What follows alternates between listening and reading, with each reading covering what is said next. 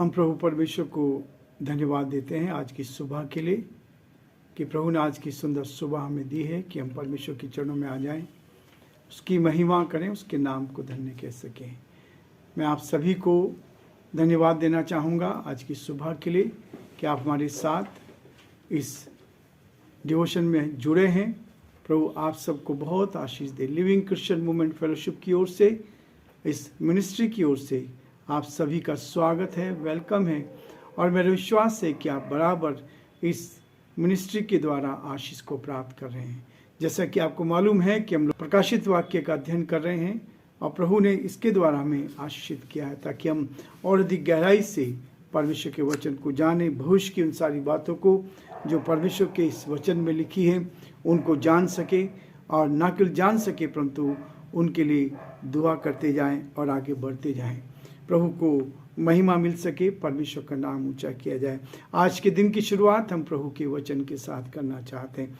मैं आपके सामने पढ़ना चाहूँगा प्रकाशित वाक्य 3 अध्याय और उसके 18 पद से लेकर इसके 2 पद को मैं आपके सामने पढ़ूँ। 18, 19 और 20 पद, 3 पद आपके सामने पढ़ूंगा। लिखा है, इसीलिए मैं तुझे सम्मति देता हूँ कि आग में ताया हुआ सोना मुझसे मोल ले, कि तू धनी हो जाए, और श्वेत वस्त्र ले ले कि पहनकर तुझे अपने नंगेपन की लज्जा ना हो, और अपनी आंखों में लगाने के लिए सुरमा ले कि तू देखने लगे। मैं जिन जिन से प्रेम करता हूँ उन सब को उल्हाना और ताड़ना देता हूँ। इसलिए सरगम हो और मन फिरा, देख मैं द्वार पर खड़ा हुआ खटखटाता हूँ। यदि कोई मेरा शब्द सुनकर द्वार खोलेगा तो मैं उसके साथ भीतर आकर उसके साथ भोजन करूँगा और वह मेरे साथ। परमेश्वर अपने इस वचन की पढ़ी और सुने जाने पर आशीष दे। आमीन। प्रार्थना करेंगे। जीवन की अच्छी आशीषों के देने वाले हमारे उद्धारकर्ता प्रभु, हम बड़े आदर के साथ, दीनता, नम्रता के साथ आप जैसे महान परमेश्वर के चरणों में झुके हैं।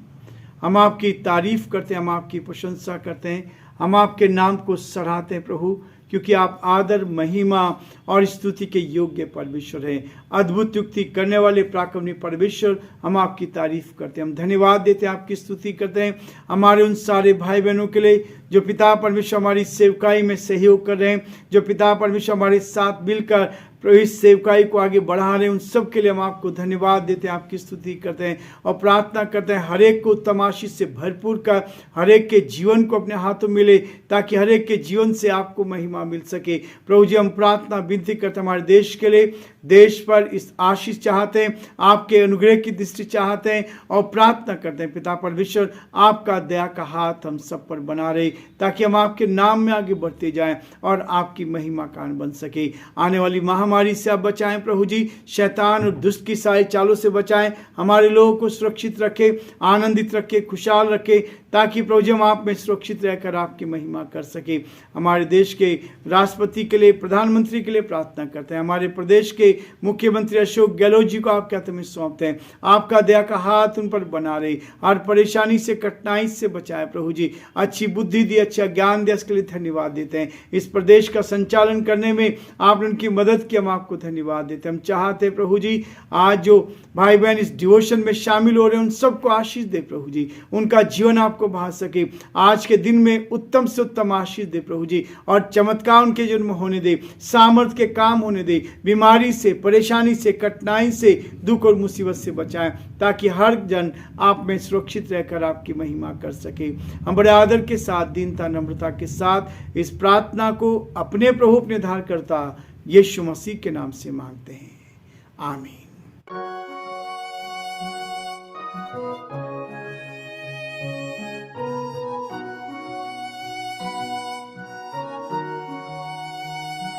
कलवरी के पास खड़ा हो, खून की धारा देखता जा,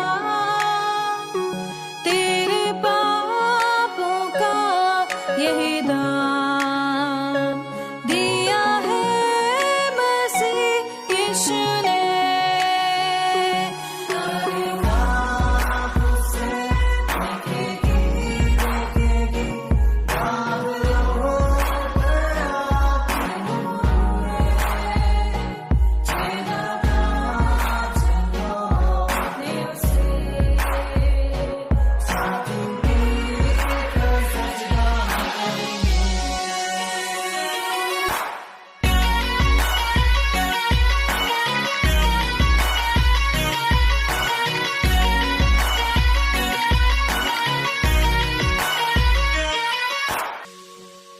ये हुआ सब तेरे लिए, तूने भी उसे छेड़ा था, फिर भी प्यार से वो बोला था, जाता क्यों नहीं तू उसके पास, फिर भी प्यार से वो बोला था, जाता क्यों नहीं तू उसके पास।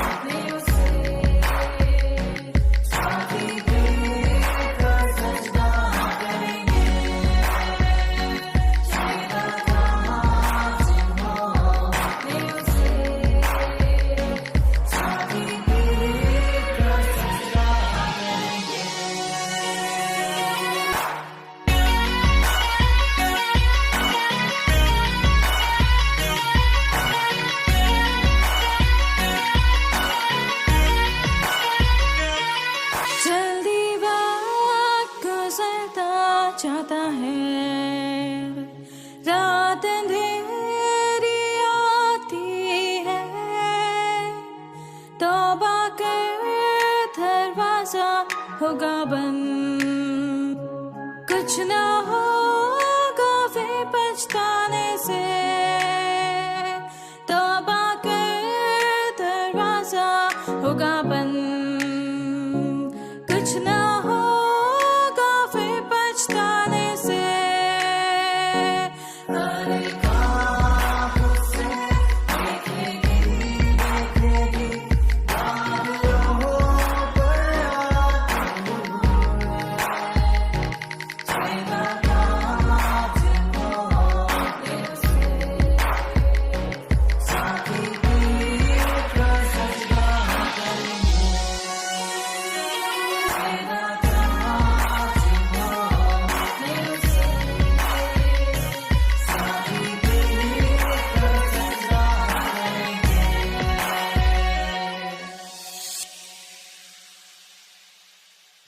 प्रियो, परमेश्वर का वचन बार बार हमें इस बात के लिए प्रेरित करता है। हम देख रहे हैं आखिरी कलीसिया, लौदीकिया की कलीसिया को जो संदेश प्रभु ने दिया है उसके बारे में हम देख रहे हैं।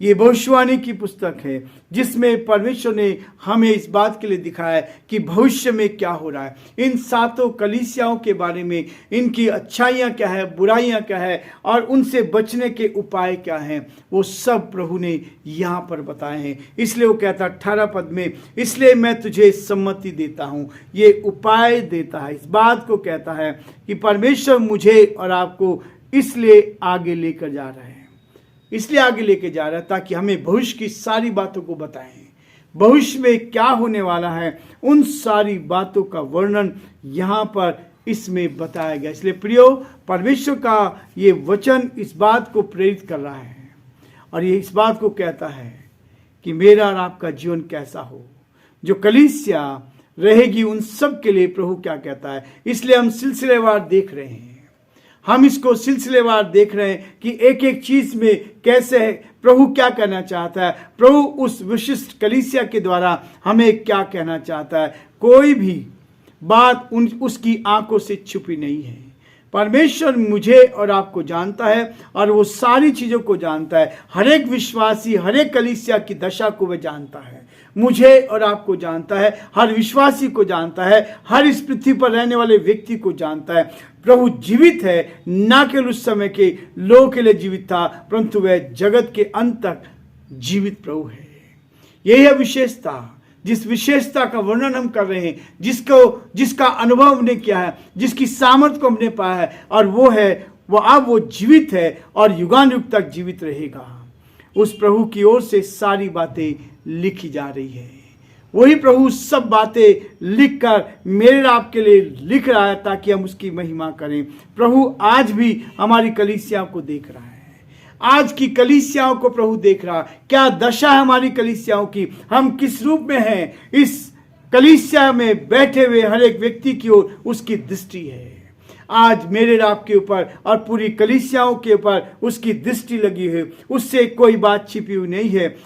इसे हमें हमेशा तक याद रखना है कि उसकी आंखें सदा तक हम पर लगी रहती हैं।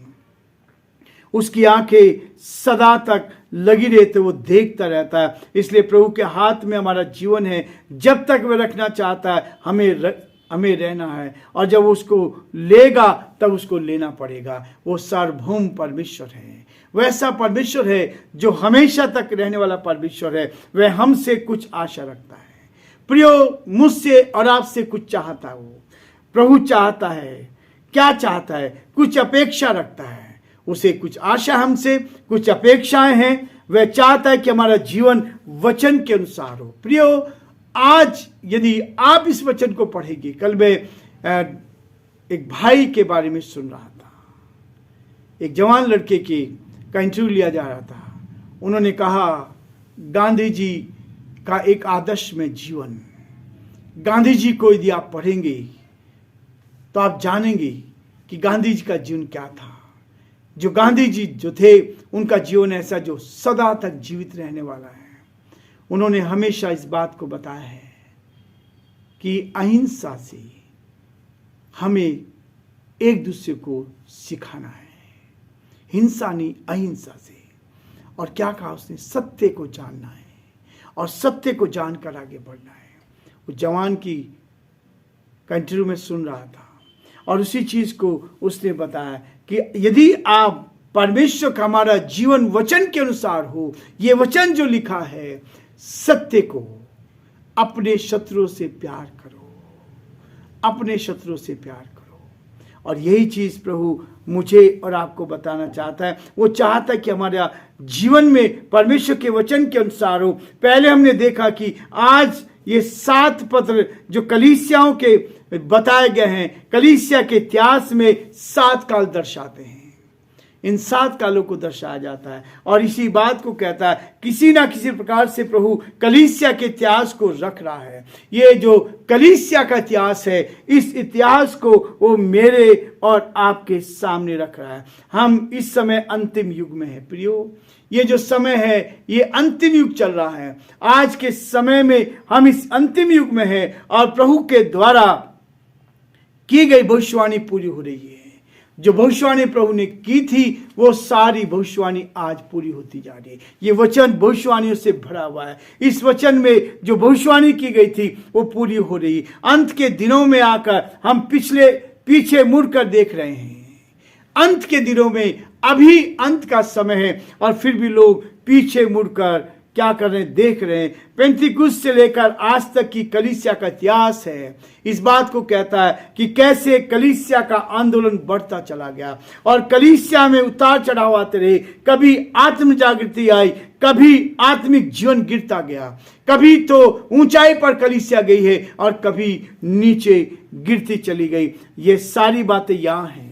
इस बात को बताया गया, इन कलीसियाओं में बताया गया। जैसे हमने देखा इफिसुस की कलीसिया को लिखे पत्र के विषय में, वह प्रेरित के जमाने की कलीसिया है, प्रेरितों के जमाने की कलीसिया है, जहां कलीसियाओं का आरंभ हुआ था। और जब इन कलीसियाओं का आरंभ हुआ, जब यीशु मसीह स्वर्ग पे उठा लिए गए और प्रेरितों ने मिलकर सुसमाचार का प्रचार किया और उन्होंने जो कलीसिया स्थापित करी, ये कलीसिया वो थी जहां कलीसियाओं का आरंभ हुआ और कलीसियाओं को सताया गया। शुरू में बहुत सताव था, लोगों को मौत के घाट उतार दिया गया, परंतु जो दूसरी पीढ़ी है उसमें वे आत्मिक प्रेम नहीं रहा। पहली कलीसियाओं में, पहली पीढ़ी में आत्मिक प्रेम था, लेकिन दूसरी कलीसियाओं में आत्मिक प्रेम नहीं रहा। इसलिए प्रभु इफिसुस की कलीसिया कहता है, तूने पहला सा प्रेम छोड़ दिया है। प्रियो, आज भी कलीसियाओं में प्रेम नहीं रहा है, आज भी चर्चिज में प्रेम नहीं है, आज भी लोग एक दूसरे के विरोध में काम करें, आज भी लोग एक दूसरे को नीचा दिखाने की कोशिश करें। कलीसिया को कहता है, तूने पहला सा प्रेम छोड़ दिया है। वह बुलाहट नहीं, साथ साथ चलने की जबरदस्त तमन्ना हमारे पास थी, वो अब नहीं रही कि हम सब एक साथ मिलकर चले। लेकिन आज क्या हो रहा है? जो प्रभु नहीं चाहता वो आज हम कर रहे हैं। आज की कलीसिया ये कर रही है। प्रियो, कलीसिया में कहता है, वो इसी बात को कहता है, वह बुलाहट नहीं रही, वह बोझ नहीं है और विश्वास नहीं रहा। प्रभु के साथ साथ चलने की जबरदस्त इच्छा जो थी, जो तमन्ना थी, जो दिल में डर था कि हम प्रभु के साथ चलेंगे, वो अब धीरे धीरे खत्म हो चुका है।